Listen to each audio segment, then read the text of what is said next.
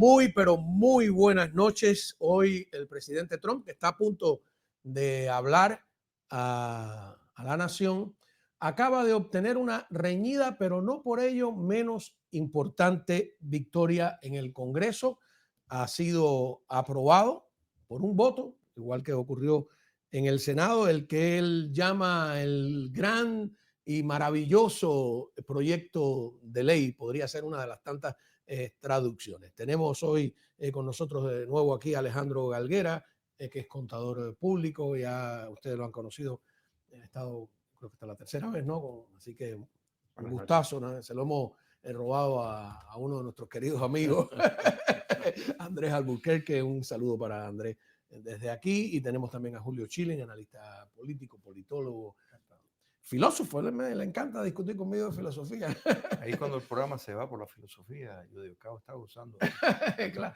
Pero todo planteamiento filosófico. Y hoy yo creo que se discutió, antes de entrar con Alejandro en los detalles, hoy se estaba discutiendo o definiendo una filosofía de administrar el país. Correcto. Y eso es algo que habíamos venido diciendo antes de las elecciones. O sea, hay un subtema, un sustrato o un tema subterráneo que en realidad no era subterráneo, que era en primer plano, que es la discusión de cómo queremos que se administre el país, cómo queremos que sea, cuál es la filosofía económica del país que Correcto. pasa por la política, ¿no? Y entonces hoy algo de eso hay, ¿no? Totalmente, totalmente. Es que eso precisamente, estamos dentro de una reformulación del modelo industrial, económico, que impacta la sociedad, y esto es una forma de reprivatizar la economía. Este es un procedimiento grande de privatización, de darle más recursos a la ciudadanía para que tome las riendas del futuro en sus manos.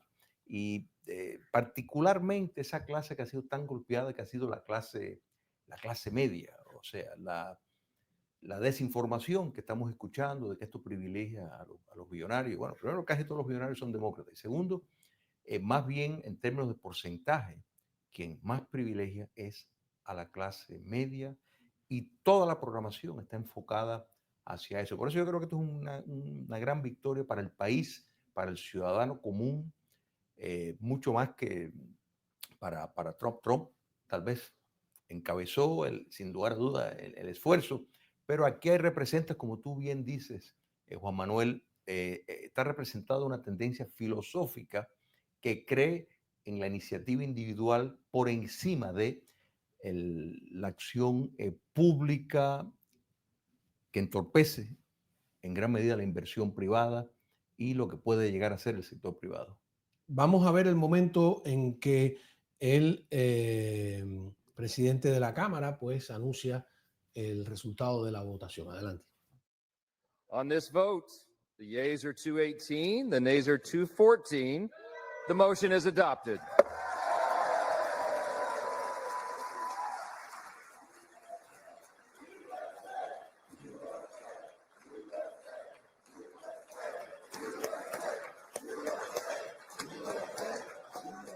Ahí está claramente la división del Congreso, que es la división del país. Los republicanos de pie gritando USA, los demócratas ni uno votó a favor. Hubo dos republicanos que votaron en contra. Y aquí lo que quería ahora, antes de entrar de nuevo en el tema político, filosófico, pues aprovechar un poco los conocimientos de Alejandro y que nos especifique primero cómo ha ocurrido, porque una de las discusiones es el techo de la deuda, ¿no?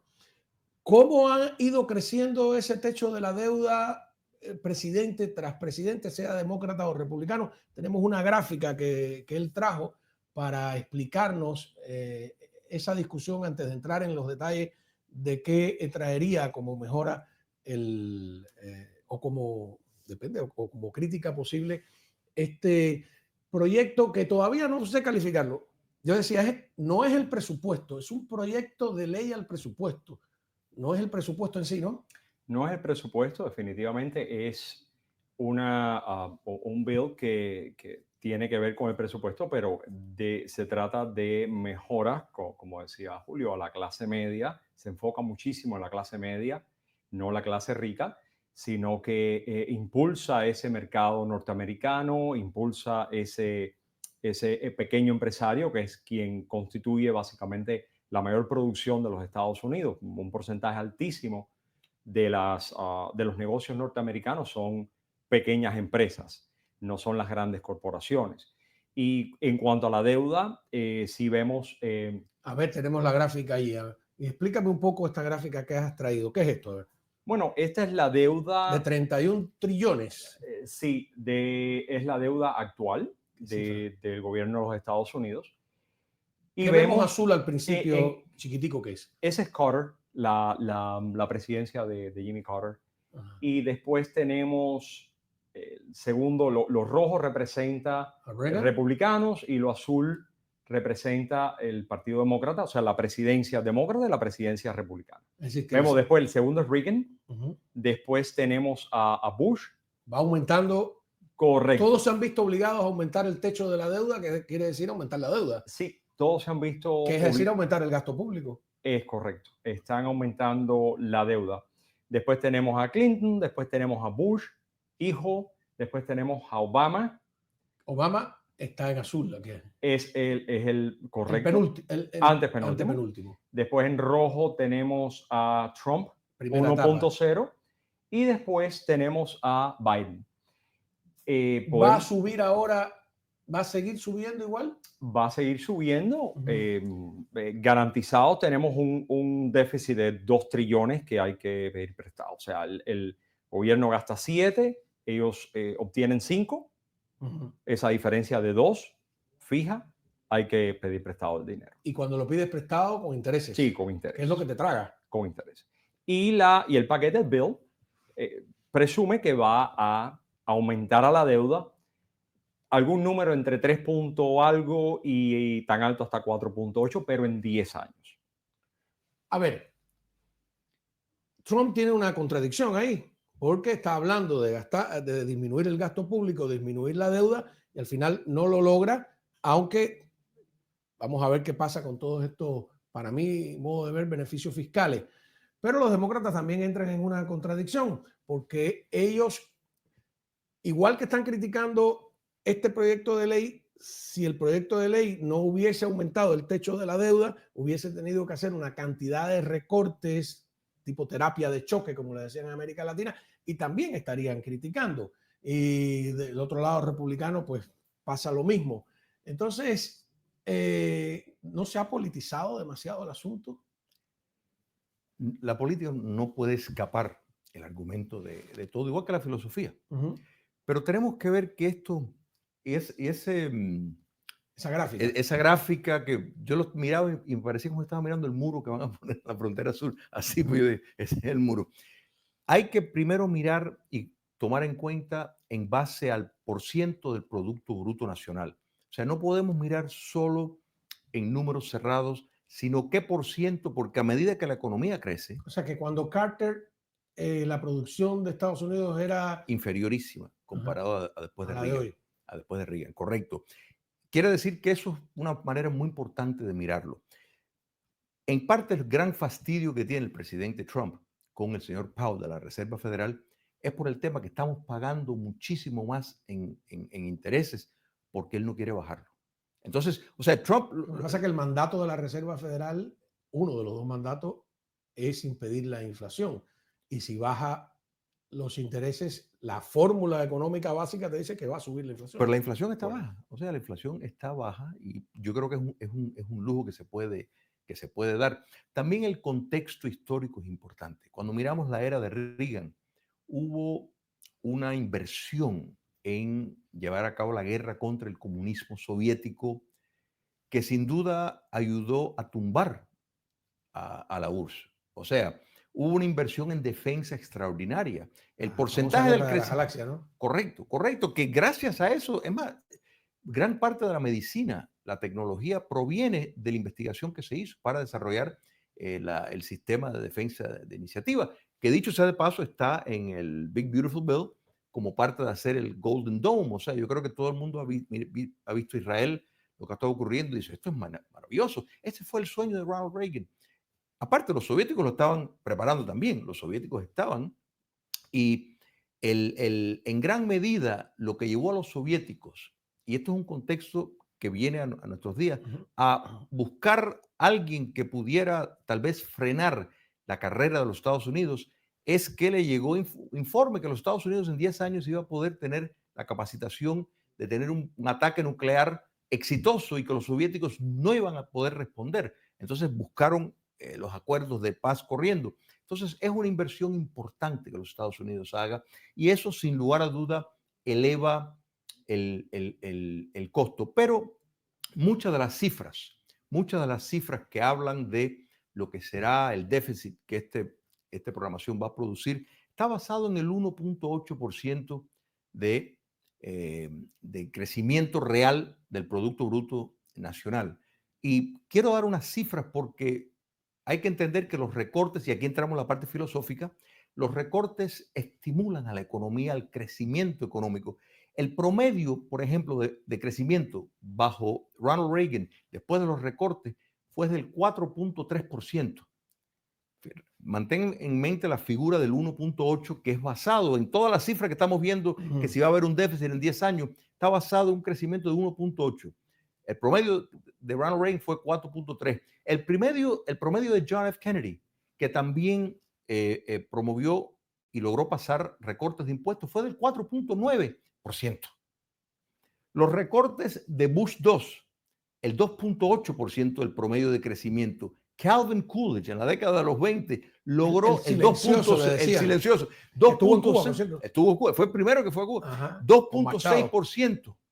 Quiere decir, a donde voy con esto es que los recortes de impuestos históricamente producen niveles de crecimiento muy por encima de lo que los burócratas del gobierno pronostican. Entonces, ¿a dónde voy con esto? Que los déficits que están proyectando, si la economía sigue el curso, no se van va a ser mucho menos. Y aquí no estamos ni siquiera entrando en cuenta los aranceles, el dinero que eso está produciendo. O sea, que yo creo que esto realmente es un cambio de paradigma socioeconómico muy importante y que más va a beneficiar, para reiterar el punto, es a la clase media, incluso la clase que está por debajo de la clase media también se beneficia, sin entrar en la parte ética de promover que las personas trabajen, porque la dignificación que lleva de obligar a personas a trabajar para recibir beneficios, personas que no tienen ninguna incapacitación física, es un impacto moral muy favorable para el país, algo que está sumamente en urgencia. Ese es justamente los recortes al Medicaid. Y estoy 100% Correcto. de acuerdo contigo. Hemos hablado acá anteriormente de que sí, definitivamente estamos hablando de lo que va a añadir a la deuda. Ese número se sabe porque el gobierno tiene la data, la métrica, para poder medir y cuantificar exactamente qué dinero menos nos va a entrar al gobierno, qué dinero menos. Pero, obviamente, no se cuenta ahí lo que añade, Claro, que es esa inversión extranjera que viene, ya se están haciendo contratos, la estimulación al negocio en Estados Unidos, los aranceles va a provocar, si ahora los productos que traemos de Francia, Italia, de donde sea, nos cuestan más caros acá, obviamente eso se supone que el mercado norteamericano empieza a consumir más productos internos. De hecho, una de las medidas, una de las cláusulas que pasó es que los automóviles que se fabriquen en Estados Unidos, no me queda claro si pueden ser americanos, japoneses, etcétera, creo que se fabrican en Estados Unidos, el interés va a ser deducible en los taxes, claro, a nivel personal. claro. Y eso va mucho más equilibrado. Habla de que el arte de negociar, y lo vemos constantemente en eso, y todas las predicciones que veníamos al fin del mundo, que los aranceles, que íbamos a tener una inflación, no lo estamos viendo, que la bolsa iba a caer, está en un nivel altísimo, que si la gasolina está más bajo que ha estado en 5 años, el reporte de trabajo, 147,000 nuevos empleos. De nuevo, los expertos, entre comillas, que dijeron que iba a haber mucho menos, no es el caso. O sea, que realmente estamos viendo un modelo que está desafiando la información o los métodos de utilizar cómo se llegan a estas cifras. Y yo creo que esto, en parte, cuando miramos el nivel, porque yo dije, bueno, ¿de dónde sacan ellos que va a haber estos déficits? Yo dije, ¿qué número están ellos basados en el crecimiento económico? 1.8%.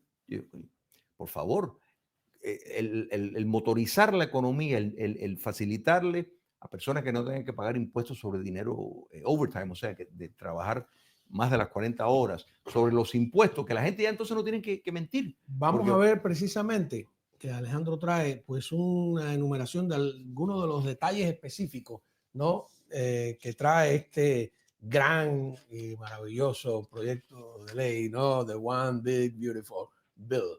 Ahí, vamos enumerando, ¿no? Por acá tienes la lista, ¿no? Gracias. Sí. Bueno, primero, creo que una de las poquitas cositas que se cambió ahora en el voto fue que no se va a llamar One Big Beautiful Bill. Creo que eso le van a cambiar el nombre. Sí, okay. Creo que no le permitieron que se llamara así, pero... ahora se llamará. No sé, no sé, pero creo que es una de las pocas cosas que no está. Bueno, tenemos las cuentas MAGA y hay cosas que no voy a... ¿Qué bueno, son tenemos las tasas impositivas más bajas. No es que esto estaba impreso al revés. Vamos por allá. Ajá. Ok, vamos por ahí. Vamos en ese orden y no vamos a detallar todo porque si no sería el tiempo muy, muy largo. Pero de nuevo, de One Big Beautiful Bill lo que hace es reafirmar toda la reforma tributaria que viene del 17. Se le añadieron algunos detalles, como lo de los taxes en las propinas, los taxes en las propinas, los taxes en el overtime, los intereses, las cuentas MAGA y algunas cosas, pero básicamente lo que viene es del 2017. Sí, pero vamos al primero de nuevo, por favor. Si esto no se hubiera pasado, hubiéramos retornado a lo que era antes del TCJA, antes del 17. Vamos a ir por enumeración. A ver, primero, las tasas impositivas más bajas. ¿Qué significa eso? Impuestos más bajos. Los brackets correctos, más bajos, federales para todo el mundo. Si antes del 17 estabas en un 24%, ahora de pronto estás en el 22%. Si estabas en el 39, ahora estás en el 30. ¿Pero qué significa para que lo estén entendiendo? O sea, una tasa impositiva más baja. ¿Qué? Más dinero. Cuando usted hace su declaración fiscal, si antes te devolvían, si antes del 17 te devolvían 1.200, después del 17 para acá te devuelven 1.400. Un ejemplo. Porque tienes un bracket más bajito. Y eso se hizo ahora permanente. Esto viene del 17. Se hace ahora permanente. Estos brackets, estos umbrales taxables. Después la deducción estándar se hace permanente también. Antes tú podías deducir dos cosas básicas de los impuestos personales, el standard deduction, el itemized, y los exemption. El exemption quedó completamente eliminado, permanente, y la deducción estándar ha quedado más alta. Esto es un poco tricky porque explicamos antes acá que esta excepción personal ha quedado eliminada y la deducción estándar se ha subido para tratar de minimizar las irregularidades y fraude que se hacen en la planilla A. Déjame escoger yo ahí para no volvernos muy técnicos. Vamos para allá. Vamos para allá. Ok. El impuesto al patrimonio. Ok. El impuesto al patrimonio es el impuesto a la herencia. El impuesto a la herencia. O sea, cuando tú te mueres, lo que le vas a dejar a tus hijos tiene un impuesto. Yo no estoy de acuerdo. Yo creo que debe ser cero porque ese dinero ya pagó impuestos. Sí. Pero bueno, el death tax. Me acuerdo que Clinton lo puso 60 millones. Hasta 60 millones pagabas impuestos y a partir de ahí no.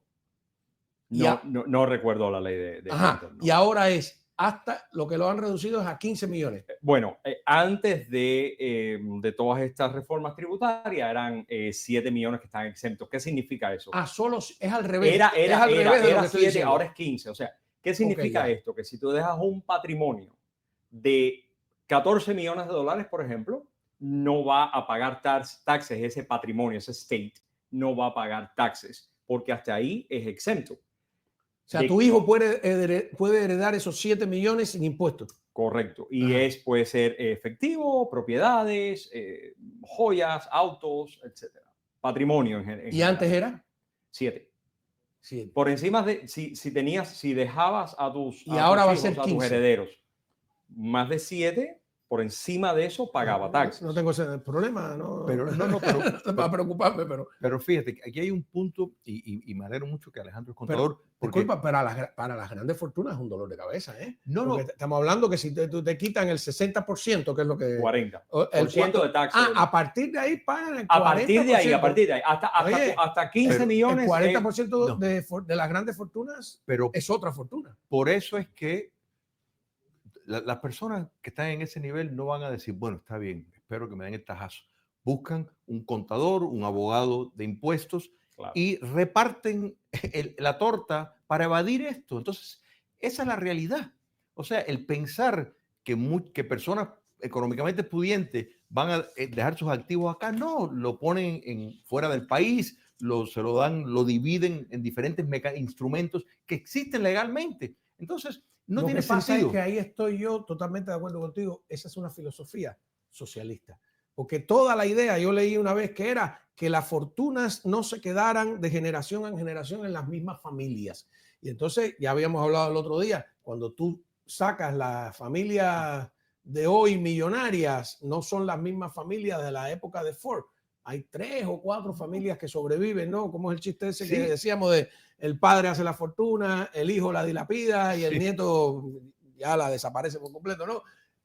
El 90% de las fortunas no sobreviven una tercera generación. O sea que es injusto porque a través de la vida están pagando impuestos. O sea, están pagando impuestos constantemente. Entonces ya y es una doble taxación. Totalmente. Claro. Y a veces triple o 4. Entonces, la única alternativa es buscar escapes que existen. Pero ¿para qué para qué convertir a las personas en mentirosos, en llevarlos a tener que hacer eso? Entonces, sí, esto es totalmente... legalmente se pueden buscar estrategias, pero es muy difícil escapar a ciertas cosas. Claro. Sí. Cuando regresemos vamos a hablar del impuesto, la famosa sobre las propinas, sobre el overtime y qué fue lo que pasó con el Social Security y también el discurso inacabable de el líder de la minoría demócrata que habló, no sé, infinitamente.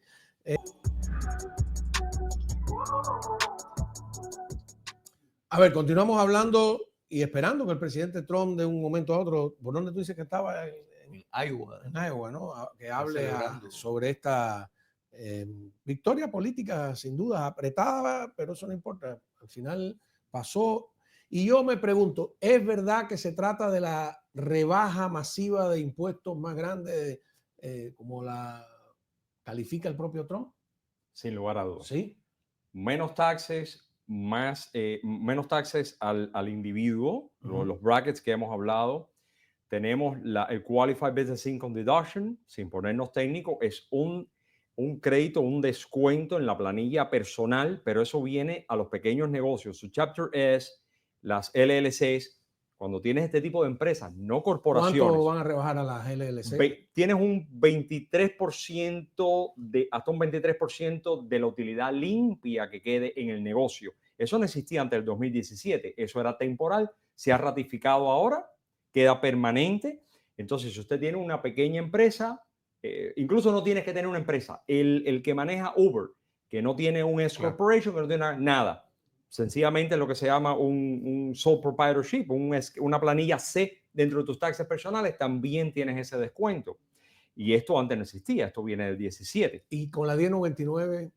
También, el que obtiene una 1099 es una persona que tiene su propio negocio, llena la planilla C y tienes tu propio negocio. Lo único que no tienes es una estructura más compleja como un S Corporation o una LLC. Pero efectos taxables tienes tu propio negocio. Porque el tajazo de las 1099 es de miedo. Sobre todo para las que no tienen de dónde rebajar, porque no hay muchas personas que no tienen una empresa, les pagan con 1099 y les dan, pero duro. Pero mira, aquí estamos delante, porque uno está viendo el tecnicismo de la ley, pero la base filosófica, esto nos revela que realmente aquí se está apostando para tener una iniciativa a personas a que generen riqueza. Sí, que el bienestar venga de la empresa privada y no del gobierno. Tú dijiste yo lo apunté aquí, reprivatizar. Y yo digo democratizar o redemocratizar.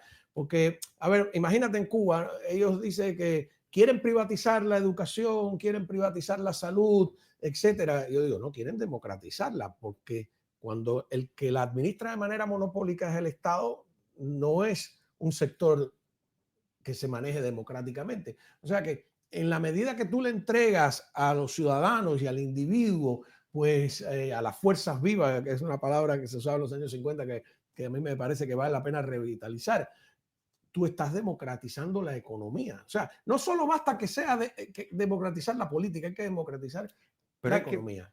el sistema democrático, el mejor complemento que tiene es una clase media fuerte, una clase empresarial de pequeños y medianos negocios, porque de esa manera No, pero los grandes también. ¿Qué tiene de malo ser grande? no tiene nada malo, no tiene nada malo, pero tienes que apostar para darle, porque los grandes podrían acabar con los medianos y pequeños, y eso no es bueno, porque hay una cultura que nace a raíz de ser emprendedor, que tú le transmites a tus hijos, a tus nietos. O sea, aquí estamos hablando de todo un modelo que es más, va más en afines con el sistema democrático para generar una sociedad virtuosa, una sociedad que tome responsabilidad. Entonces, le es más fácil a una empresa en grande confabular con el Estado para buscar protección y privilegios. En cambio, si tú tienes un montón de actores más pequeños, eso es más difícil.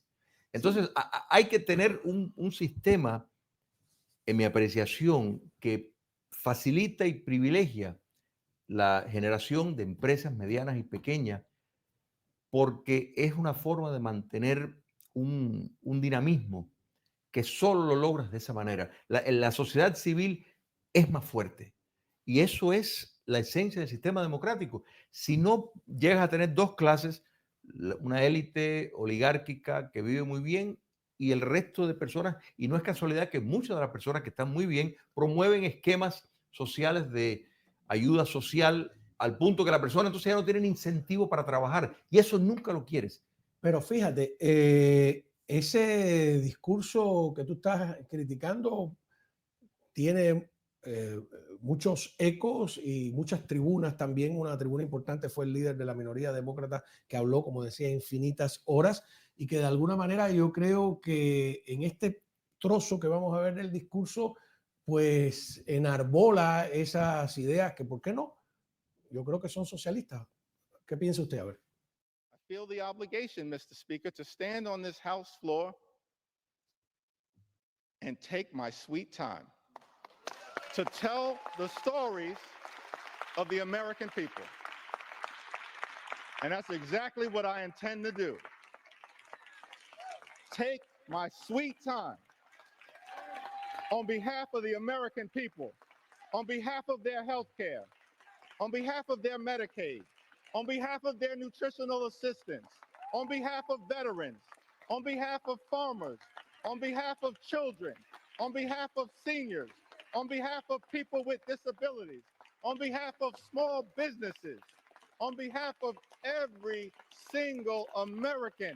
I'm on this House floor after 6 a.m. and I'm planning to take my sweet time.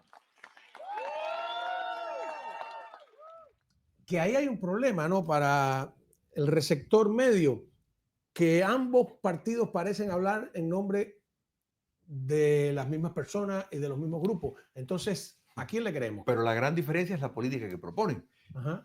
Jeffries podrá hablar lo que quiera, decir que está hablando de nombres. Sin embargo, toda su política, cuando él habla de los niños, es privarle a los niños que tengan un vale para escoger, los que menos tienen, que pueden ir a escoger al colegio que más quieren. Ah, no, ellos quieren tener a los niños en un cuerpo monopolista de la educación pública sin mecanismos para poder recibir una educación en un colegio privado con los mismos fondos estatales por medio de vales, que es parte de lo que esta ley busca. Entonces, la retórica, los granjeros, políticas que entonces destruyen a los granjeros.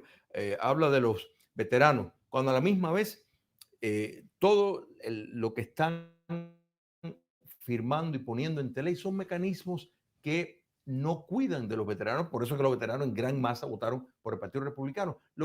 La retórica es vacía, lo importante es ver quién se beneficia con esta ley. Cuando miramos, por ejemplo, que los que ganan entre 15,000 y 30,000 dólares fueron los que recibieron el mayor recorte, el 27.1%. Los que ganan entre 15,000 y 30,000, los que menos tienen. Esto es esta ley. Esto no es lo que están hablando los demócratas. Los demócratas buscan ampliar los impuestos para poderle dar al Estado las herramientas para que determine cómo va a conducir la política económica y la política social. Entonces, mientras más a la izquierda están, más radicalizados están en la ingeniería social. Y de eso se trata. No creen en el Dices pueblo. ingeniería social, ¿a qué te refieres?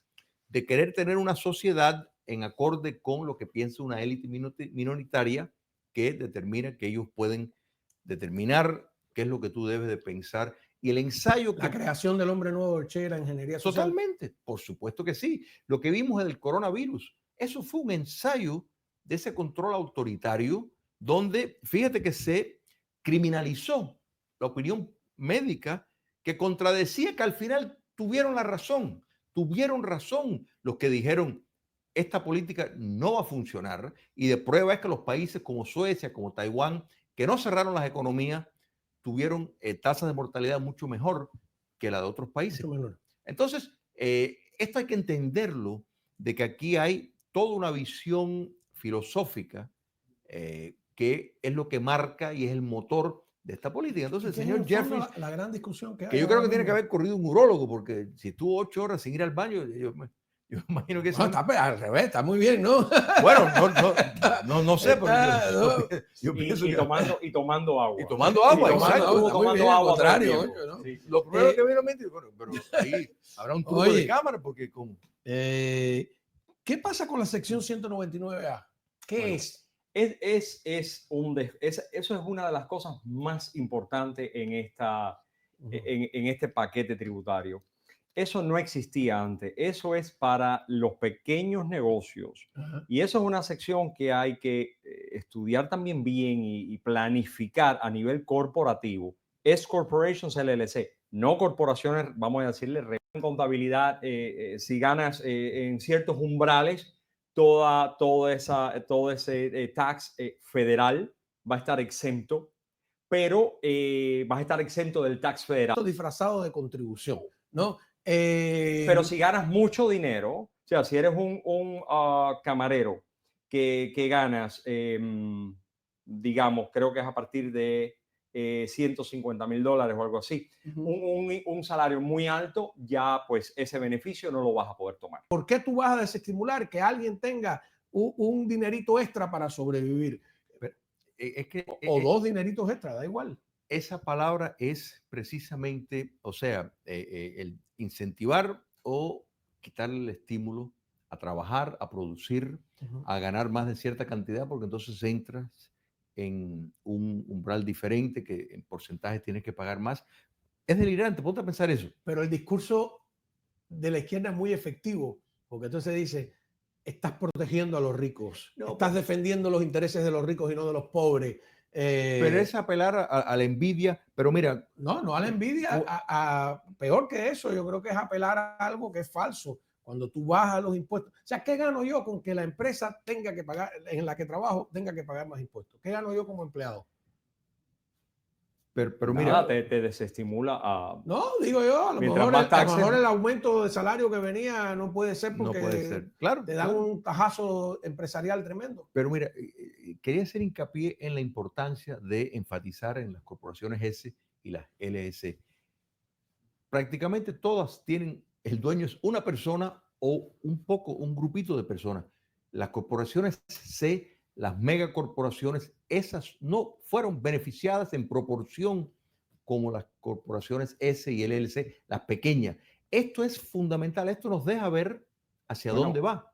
Julio, viene desde el 17 también, las corporaciones, estas mega, tenían un tax hasta el 39%, que son las únicas que pagan impuestos. Todas las demás fluyen al individuo, no pagan correcto. taxes.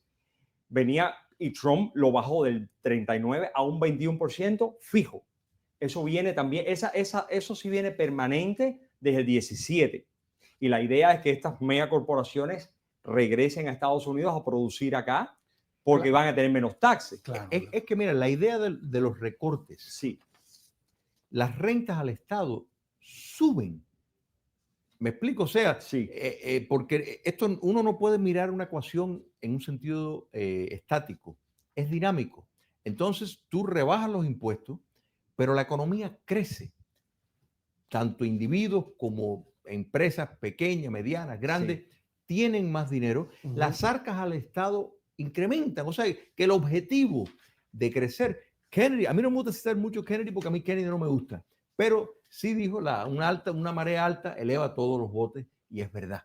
O sea, y si la economía crece, si la torta crece, todo el mundo se beneficia. La guerra de clases, la lucha de clases que buscan los demócratas, de que si tal, aquí les fastidió. Tú sabes que ese concepto de que la torta crece indefinidamente es un concepto post-revolución industrial. En el medioevo y más atrás, la economía, lo han analizado algunos de tus colegas que también son historiadores de la economía y han hecho una fórmula y han descubierto que, por ejemplo, del Imperio Romano al medioevo, o antes, previo a la revolución industrial, la economía crecía muy poquito, muy poquito. Entonces, como el pastel no crecía, la única manera que yo tenía de aumentar mi patrimonio era quitándotelo. Por eso te invadía, te asaltaba, ¿no?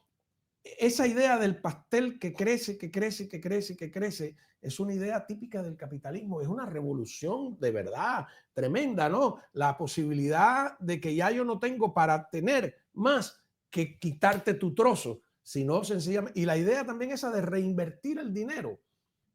Claro. Antes era la del tesoro, ¿no? Tú tenías un tesoro y acumulabas ahí, ¿no? Y entonces yo te quería robar tu tesoro. Entonces, ¿qué pasa con los socialistas? Que yo creo que tienen una idea medieval de la economía todavía en su cabeza y no entienden eso, ¿no? Es hipocresía, porque es raro que vas a encontrar un socialista pobre. Por lo general, ellos no practican lo que están predicando. Viven desde el individuos hasta el sistema. Mira, China comunista tiene básicamente un capitalismo de Estado dirigido desde el poder político. Un modelo terrible. Entonces, ¿cómo viven toda la élite gubernamental en un régimen socialista comunista? Viven como multimillonarios que no solo tienen la riqueza material, sino controlan el sistema legal, pueden hacer cualquier fechoría y no les pasa nada. Tienen que caer en desgracia con el orden político para que entonces pagues el precio. De lo contrario, puedes matar, violar, hacer lo que te da la gana y eres intocable. Entonces, esto es una gran mentira. Mira, hasta en este país, Bernie Sanders, predicando y hablando, y el hombre vive muy cómodo. Barack Obama, su patrimonio personal creció de una manera magnánime. O sea, la política, entró a la política y se ha salido multimillonario. Entonces, el ejemplo de lo que tú acabas de decir, para mí clásico, es el señor Pablo Iglesias de Podemos en España, que criticó a un ministro de Economía porque tenía un chalet y dijo que alguien que tuviese un chalet, que es una casa en las afueras, con piscina en España, no podía ser ministro de Economía. Y luego él, cuando fue vicepresidente, se compró un chalet en las afueras, con piscina, y eso yo creo que le costó, porque fue demasiado descarado. Pero sin embargo, hoy Trump entra en una contradicción que yo quisiera ver cómo ustedes la ven, que es que consigue pues una negociación de aranceles con Vietnam y emite una declaración en las redes sociales sumamente elogiosa del líder del Partido Comunista Vietnamita, etcétera. A mí como cubano me eriza esa idea. Cuando regresemos de la pausa hablaremos de ella.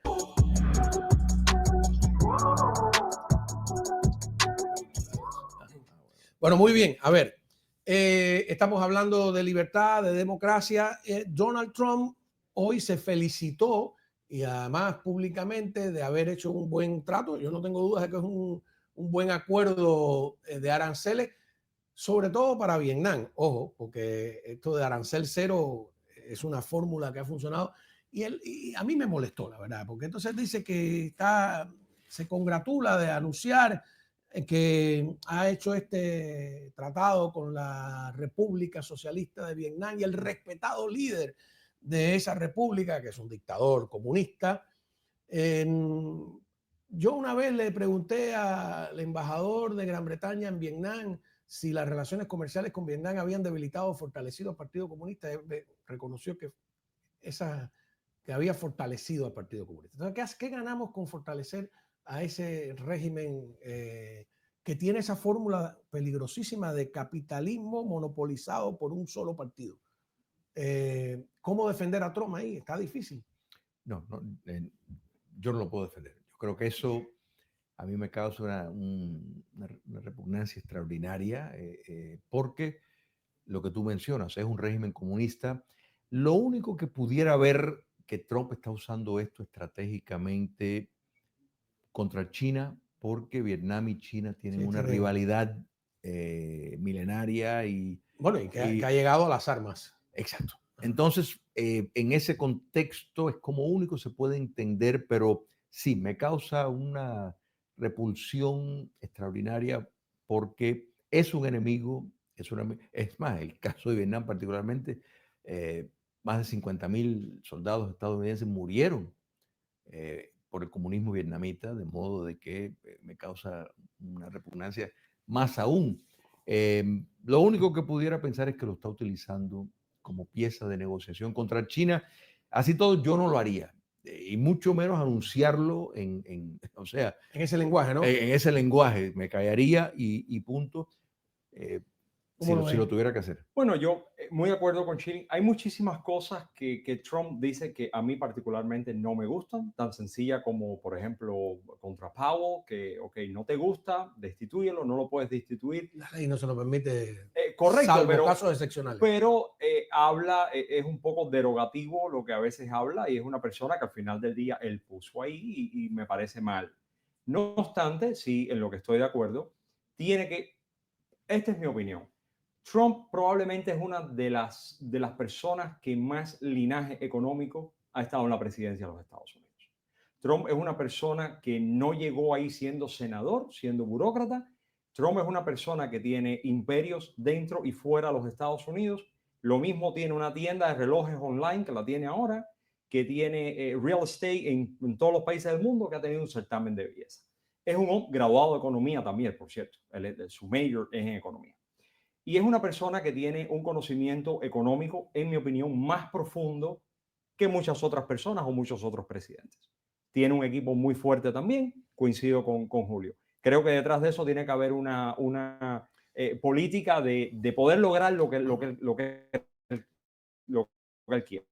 Yo creo que, gracias a Dios, los cubanos presionamos. Claro. O sea, esa idea de que el primer mandato estaba toda esa idea que sí quería hacer hoteles allá y esa percepción que él tiene de que él llegue y resuelve el problema, lo podría llevar a La Habana a creer y los otros le dan 100 vueltas a 40 tronos, claro. ¿No? Porque la maldad siempre está por encima de quien trata de jugar limpio. Lo que sí tengo que señalar es que también hay una contradicción por parte de los demócratas. Como hay una contradicción por parte de Trump, hay una contradicción por parte de los demócratas. Hay una amiga mía ahí que me llamó a decirme con ese tema, porque los demócratas fueron los que propiciaron las relaciones con Vietnam. Fue Clinton el que restableció, el que le quitó el embargo a Vietnam. Fueron los demócratas los que lucharon porque se acabara la guerra de Vietnam, por dejar ahí a los comunistas. O sea que Vietnam es un tema contradictorio para ambas partes, pero no me gusta porque digo, bueno, si fuera con Cuba, ¿qué estaríamos diciendo en este momento? No, y hay algo de esto, hay que entender que primero desde China, la verdad que el famoso modelo chino, el socialismo con características chinas. Después, Vietnam en 1987 empieza a imitar, y es un modelo económicamente híbrido. Es el gran peligro del siglo XXI. Pero ese modelo híbrido de capitalismo monopolizado por una dictadura monopartidista. En regímenes totalitarios. Que es lo que nos quieren vender, ¿eh? Por supuesto, para un régimen totalitario, el abrir el comercio es lo peor que puedes hacer si lo que estás buscando es derrocarlo y darle libertad. Los regímenes autoritarios responden a un acercamiento económico porque la sociedad civil nunca se desmantela. Pero en un régimen totalitario no hay sociedad civil, hay una sociedad organizada, oficialista, y fortaleces el partido político. Claro, totalmente. Entonces, tremendo, no lleva las vías de la libertad, por ahí nunca van a llegar. Sí, yo siempre cito que la frase de Andrés Reinaldo que dice: China es el país del mundo hoy por hoy, como es el segundo, ya a la India le pasó, pero con mayor número de habitantes, con el mayor número de millonarios, y Correcto. ni uno solo es opositor. Porque el día que se exprese como opositor, dejó de ser millonario, dejó de ser ciudadano, dejó de ser persona. Ese no puede ser el modelo al que aspiramos. El grupo que y más... Vietnam es la copia de China. La mayor cantidad de miembros dentro del Partido Comunista Chino, o sea, si lo vas a dividir por sector, son empresarios. Claro. No son trabajadores, no son campesinos, son empresarios. Es la verdadera explotación capitalista. Totalmente, totalmente. La verdadera explotación del hombre por el hombre. Pero, todo muy, aquello, pero ¿no? muy peligroso porque ha confundido al occidente, ha confundido a personas que dicen, bueno, ya no son comunistas, son capitalistas como nosotros. No, no lo son. No, está conspirando contra ti. Y yo creo que es un error de Trump, que como único lo pudiera entender es si lo está usando como menor mal para confrontar a China. No, lo que le sirve a él para decir, mira, mi guerra arancelaria ha tenido éxito. Lo que pasa es que la estrategia, yo siempre he dicho eso, en la Cuba futura una gran estrategia económica es arancel cero. Sí, ¿no? Ahí estoy un día vamos a hablar de qué coincido con los libertarios. El flat rate, el arancel cero. Mira, así como, ¿no? Y mira, ideas rocambolescas que yo he tenido. La crisis inmobiliaria, no sé qué dirá Manny Bouza de eso, del 2008 se hubiese detenido si le hubieran permitido a los que estaban perdiendo sus casas subastarlas. Está prohibido. Bueno, eso es algo también para otro día.